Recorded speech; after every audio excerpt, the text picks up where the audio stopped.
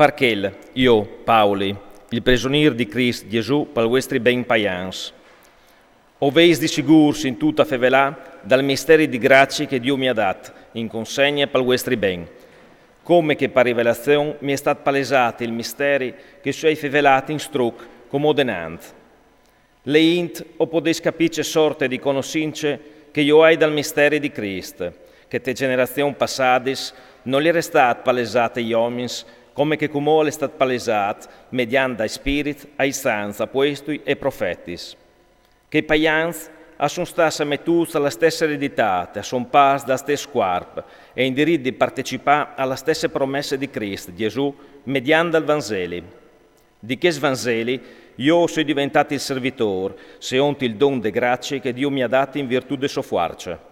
A me, il più piccolo di tutti i santi, mi è state date queste grazie di predicare ai paians la ritiece senza fondo di Cristo e di mettere in plena luce il plan de salvezza, il mistero che Dio, creatore di tutto il mondo, ha tenuto platato dentro di sé ai secoli passati, parpando come ai principati e alle autorità dal cielo, mediante l'Eglesia, la sapienza svariata di Dio, secondo il disegno eterno che Lui ha emanato in Cristo Gesù, nostro Signore, che nos dà il coraggio di svicinarsi in plena fiducia a Dio, mediante fede in Lui.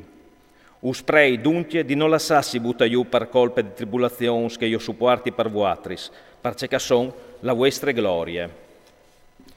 Perché mi butto in geneglon da grande al pari, che di lui ogni famiglia in Cile e sulla terra a chiappe non, perché us dedi, se onti tesaus de sua gloria, di essi ben rinfortiti in grazie dal suo spirito tal'uomo interior.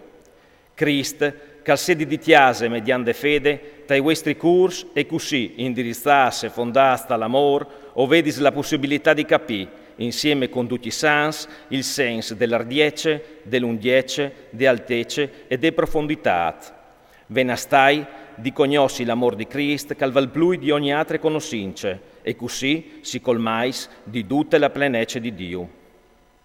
A di quel che induce alla virtù di operare infinitamente di più di ciò che o domandin e o pensin, se on la forza che dà a opera in no.